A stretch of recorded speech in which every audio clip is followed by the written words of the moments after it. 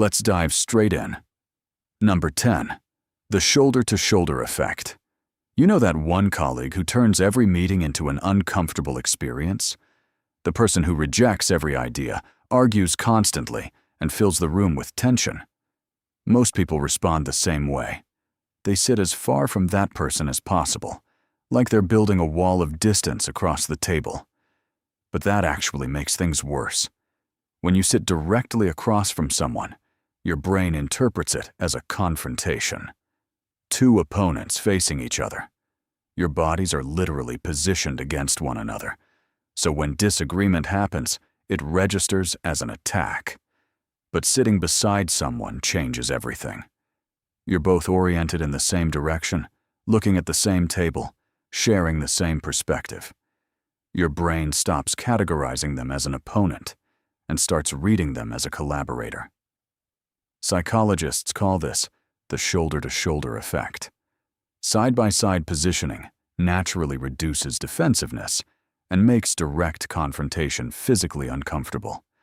It's genuinely difficult to argue aggressively with someone seated right next to you. So next time you spot your workplace nemesis before a meeting, don't retreat. Sit right beside them. Not out of friendship, but because you've silently disarmed them before anyone's spoken a word. Number 9. Warm hands before a handshake. Before your next important meeting, pick up a hot coffee. Not necessarily to drink, just to hold. Your brain has a peculiar quirk. It processes physical warmth and emotional warmth using the same region. So when your hands are warm, the person you greet literally perceives you as a warmer, more genuine human being. Their brain reaches that conclusion automatically, without their input. Scientists tested this by having participants hold either a hot or cold drink before meeting a stranger. Those who held the hot drink consistently rated the stranger as more generous, caring, and trustworthy. Same person, same conversation, different cup temperature. So before a job interview, a first date, or any significant first impression, hold something warm for a couple of minutes. It's a small detail with a surprisingly large impact. Number 8. The elaboration effect. Ask someone to explain why they believe something, not just what they believe, but how it actually works in detail. Most of the time they'll pause, stumble, and backtrack. Suddenly they're far less certain. Your brain is naturally efficient.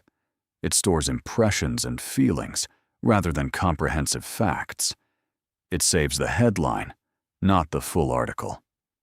That gap between what you think you understand and what you can actually explain is called the illusion of explanatory depth. Researchers demonstrated this by asking people whether they understood how a zipper works. Most confidently said yes. Then they were asked to explain it step by step, and nearly everyone struggled. The question, "How exactly does that work?" is one of the most quietly powerful things you can say. You're not challenging anyone, you're simply asking. But that question forces them to open the mental file and discover it's largely empty. This works on yourself, too. If you feel strongly about something, try explaining it aloud to an empty room. If you can't, that's valuable self-knowledge. Number 7. Chewing gum for anxiety. You have a big presentation tomorrow. Your stomach is tight, your hands are restless, your brain is convinced danger is approaching. Here's an unexpected fix. Chew gum. It sounds almost too simple, but it works at a primitive level. Your brain's stress system is ancient and follows one basic rule. If you're eating, you must be safe. Animals don't stop to eat mid-chase. You don't snack during a crisis. So when you start chewing, your primitive brain concludes that everything must be fine and begins powering down the alarm system. Studies have confirmed this. People who chewed gum before stressful tasks reported lower anxiety and performed better than those who didn't. Next time you're waiting before an interview or standing backstage before a speech, pop in a piece of gum. Your inner caveman will relax, and so will you. Number 6. The gossipy compliment. When talking with someone, say something genuinely positive about a person who isn't present. Tell your coworker that your mutual friend is one of the most brilliant people you know. Something fascinating then happens. A phenomenon called spontaneous trait transference causes the listener's brain to unconsciously assign those same qualities to you. You describe someone as brilliant, and the person listening begins associating brilliance with you. You call someone generous, and suddenly you seem generous. The effect also works in reverse. Speak negatively about people, and those same qualities get transferred to you. Every time you describe someone else, you're unknowingly painting your own portrait. So, compliment people behind their backs. It's the easiest reputation you'll ever build. Number 5. The common enemy. People bond fastest over shared irritation. Think about the last time you were stuck in a long queue and made eye contact with a stranger while watching a single slow employee. In that moment, you were allies. No names exchanged, just one shared look that said everything. Psychologists call this common fate bonding. When people suffer through the same minor frustration together, their brains register each other as teammates. Studies on workplace relationships found that employees who vented together about shared annoyances felt significantly closer than those who only shared positive interactions. Next time you want to connect with someone quickly, find something you both find mildly irritating. Not a person, but a thing. The slow office Wi-Fi, the meeting that should have been an email. Hand them a tiny shared villain and watch the bond form instantly. Number 4. Labeling emotions. Hostage negotiators understand something most people don't. When someone is furious, telling them to calm down makes everything worse. Instead, simply name what they appear to be feeling. It sounds like you're really frustrated right now. That's it. The anger reduces. When someone is overwhelmed by emotion, their logical brain is essentially offline. Naming the emotion forces that logical part to activate. It has to process the word. And once thinking begins, the emotional intensity loses power. UCLA researchers confirmed this through brain scans. Labeling an emotion actually quieted the brain's emotional response. One important rule: avoid saying, "I understand how you feel." It shifts focus to you and almost always triggers resistance. Just name what you observe without judgment. A person who feels genuinely seen is a person who begins to calm down. Number 3. The red sneaker effect. There's a Harvard professor who lectures in a t-shirt and jeans while colleagues wear suits. Students don't question his credibility.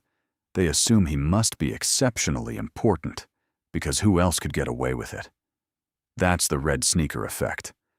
When you confidently break a small social norm, people don't perceive you as inappropriate.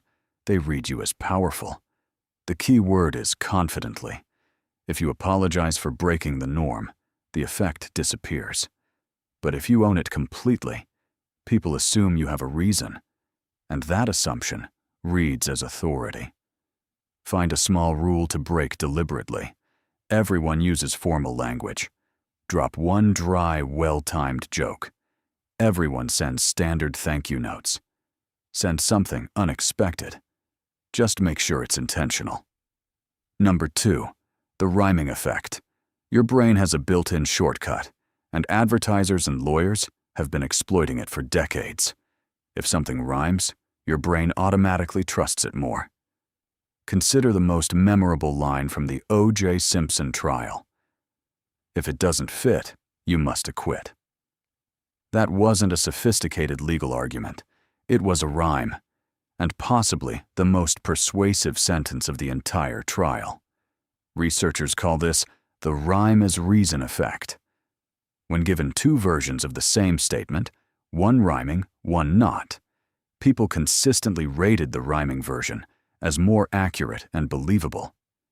Your brain hears the rhythm, finds it easy to process, and interprets that ease as truth. Easy feels correct. Correct feels true. No logic required. Number 1. The "but you are free" technique. There's a single phrase that has been shown to double your chances of receiving a yes. End your next request with, "but you are free to say no." Researchers analyzed 42 studies involving over 22,000 participants and found that adding this phrase made people twice as likely to agree. The moment someone feels pressured, their brain instinctively resists. Psychologists call this reactance. It's your mind's refusal to feel controlled. But when you acknowledge someone's freedom to decline, the pressure evaporates. Saying yes no longer feels like compliance. It feels like a genuine choice. And remarkably, this works even when people are aware of the technique. Knowing the trick doesn't neutralize it. Your brain still responds to the feeling of freedom. You're completely free to ignore everything you just read, but you probably won't.